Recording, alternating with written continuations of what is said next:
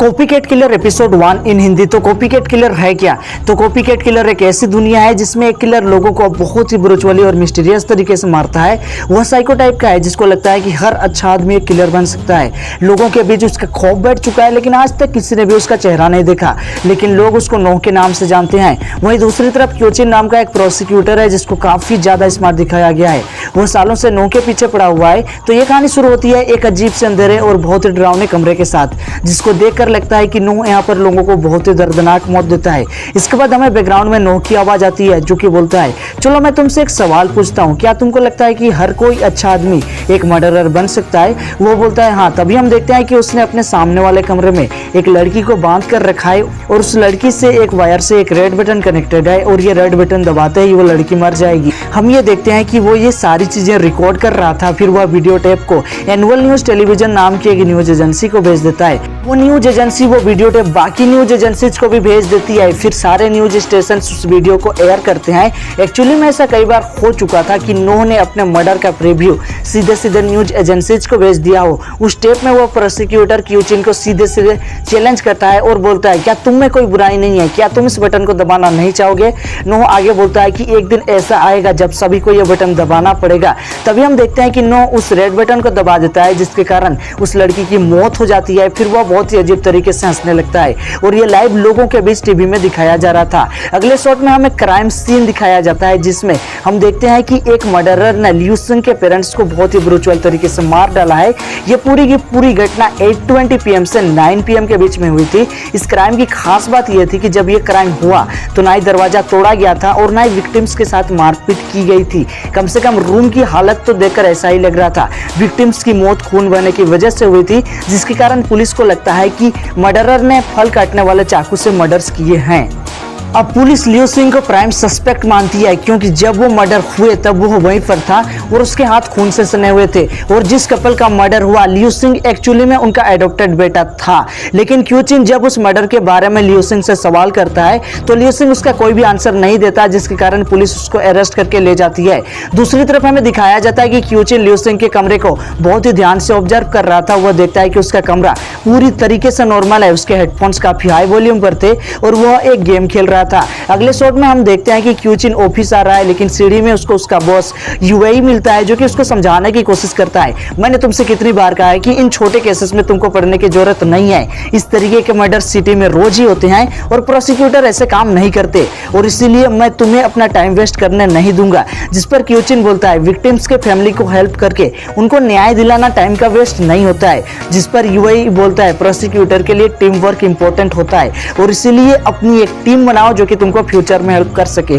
क्यूचिन जवाब देता है ठीक है। इसके बाद अगले सीन में हमें दिखाया जाता है कि क्यूचिन एक गेम खेल रहा होता है जिसका नाम फाइनल फैंटेसी 6 होता है। अगर आपको नहीं पता तो ये वही गेम है जो कि लियू सिंह अपने घर के अंदर खेल रहा था जब उसके घर में मर्डर हुए। लेकिन जब क्यूचिन उस गेम में बार बार फेल होता है तब वह लियू सिंह के क्लासमेट से मिलने के लिए जाता है। फिर वह उस गेम से रिलेटेड उनसे कई सारे सवाल करता है, जैसे कि उन्होंने आखिरी बार ये गेम कब खेला था और उनको कितना टाइम लगा था डिमोन किंग लेवल तक पहुंचने में। फिर हम देखते हैं कि क्यूचिन बार बार फेल होने के बाद भी उस गेम को खेलना जारी रखता है, जिसके कारण फाइनली वह डिमोन किंग लेवल तक पहुंच जाता है। फिर अगले शॉट में हम कोर्ट जैसा एक सीन देखते हैं जिसमें लियू सिंह खड़ा होता है। फिर वहां पर क्यूचिन आता है जो कि लियू सिंह से बोलता है, case number 4021 suspect Liu Singh तुमको 17 अक्टूबर 1997 में 8:20 से 9 PM के बीच में अपने घर में अपने पेरेंट्स को मारने के लिए सस्पेक्ट पाया गया।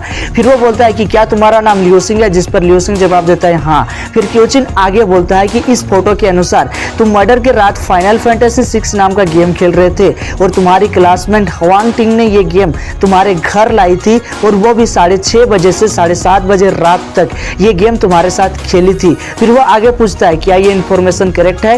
लियू सिंह जवाब देता है हाँ। फिर वो बोलता है, मैंने भी तुम्हारा गेम खेला और सीखा कि डिमोन किंग लेवल तक पहुंचने में कम से कम 1.5 घंटे लगते हैं, जो कि बेसिकली लिमिट है। और इसकी खास बात यह है कि तुमने ये गेम पहली बार खेला था।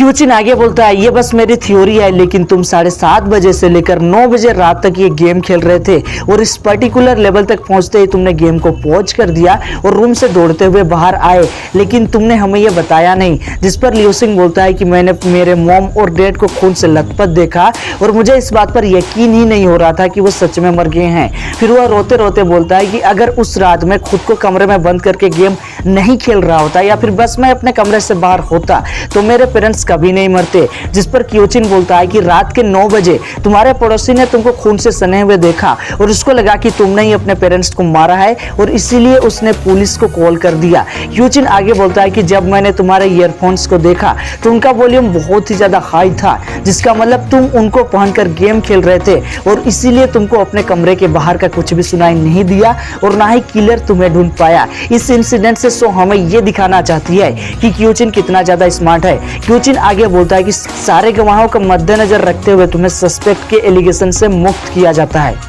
फिर वह लियो सिंह के सामने आकर बोलता है, मैंने कुछ अनाथालयों पर रिसर्च की है और वो तुम्हारा अच्छा ख्याल रखेंगे। इसके बाद क्यूचिन अपने डेस्क में लौट रहा होता है, तभी उसको यूएई के डेस्क में एक डॉक्यूमेंट दिखता है जो कि जेनयांग कंस्ट्रक्शन लैंड परचेसेस से जुड़ा हुआ था। इसके बाद हम देखते हैं कि क्यूचिन का बॉस आता है जो कि उसको अपने साथ चलने के लिए बोलता है। अगले शॉट में हमें दिखाया जाता है कि एक बार जैसे जगह पर मीटिंग चल रही होती है और ये मीटिंग किस बारे में थी ये तो मुझे नहीं पता, शायद ये हमें आगे बताया जाए, लेकिन यहाँ पर पुलिस वाले और प्रोसिक्यूटर्स मौजूद थे।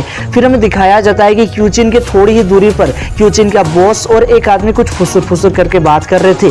क्यूचिन को उन पर शक हो जाता है, तभी हमें क्यूचिन के पीछे एक लड़की दिखाई जाती है जो कि डीटीवी से आती है। हम देखते हैं कि यूएई और वो आदमी बात कर रहे थे, तभी उनके पीछे से पुलिस आती है और उनको दबोच लेती है। यूएई मैं तुम्हारा बॉस हूँ गधे, ऐसा बोल के वो पुलिस वालों को बोलता है।